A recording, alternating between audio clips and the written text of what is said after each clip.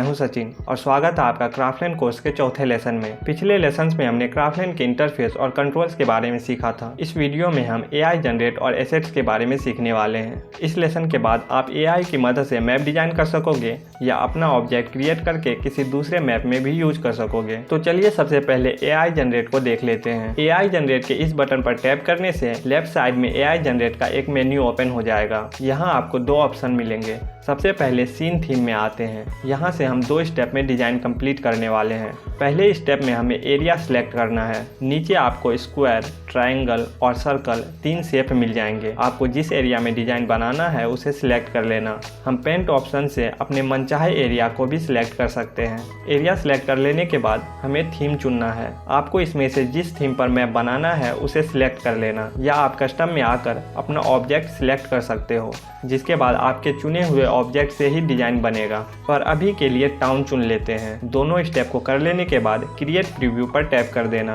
अब एआई आपका map generate कर देगा।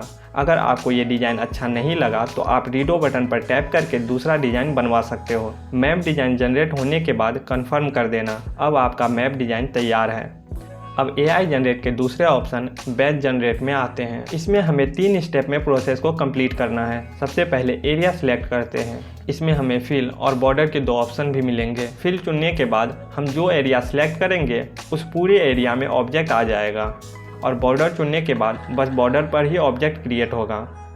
एरिया सिलेक्ट करने के बाद ऑब्जेक्ट चुनने का ऑप्शन है। हम यहाँ से किसी भी ऑब्जेक्ट को सिलेक्ट कर सकते हैं या मल्टीपल ऑब्जेक्ट को ऑन करके एक से ज़्यादा ऑब्जेक्ट चुन सकते हैं, जिसके बाद इनमें से रैंडम ऑब्जेक्ट क्रिएट होगा। तीसरे स्टेप में हम ऑब्जेक्ट के बीच की दूरी को अपने हिसाब से रख सकते हैं। फिल एरिया सिलेक्ट करने के बाद हम X और Y दोनों एक्सिस के ऑब्जेक्ट की दूरी को मैनेज कर सकते हैं। अब क्रिएट प्रीव्यू से आपका डिजाइन बन जाएगा। फिल ऑप्शन में ऑब्जेक्ट लिमिट की प्रॉब्लम हो सकती है, तो ऑब्जेक्ट के बीच की दूरी को ज़्यादा ही रखना। डिजाइन बन जाने के बाद कंफर्म करके डिजाइन को सेव कर लेना।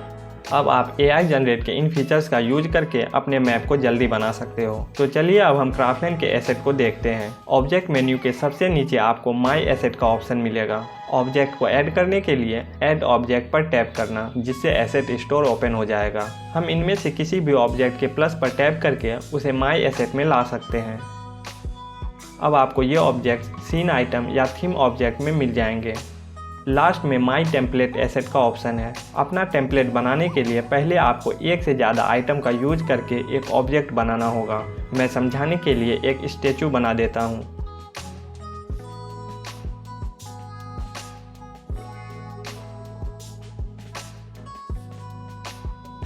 ये स्टैचू एक से ज़्यादा आइटम से बना है। पहले हमें सभी आइटम को मर्ज करना होगा। आइटम को मर्ज करने के लिए यहाँ से मल्टी सिलेक्ट को ऑन कर लेना।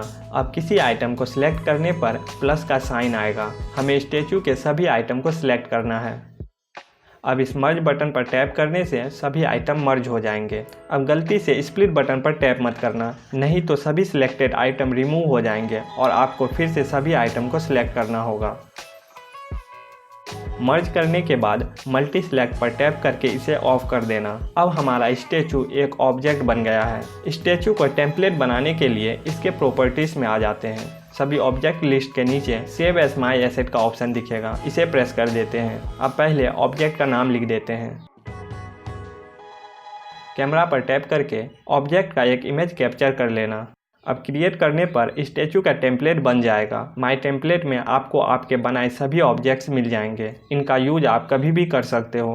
इस अकाउंट के किसी दूसरे मैप में भी आप अपने टेम्पलेट ऑब्जेक्ट का यूज कर सकते हो। इसका यूज करने से आपको एक ही ऑब्जेक्ट को बार बार बनाने की ज़रूरत नहीं पड़ेगी। इसमें एक बात याद रखना, जब आप आइटम्स का यूज करके ऑब्जेक्ट बना रहे हो तो उसमें एसेट स्टोर और कोलैबोरेशन के आइटम का यूज मत करना, नहीं तो टेम्पलेट नहीं बना पाओगे।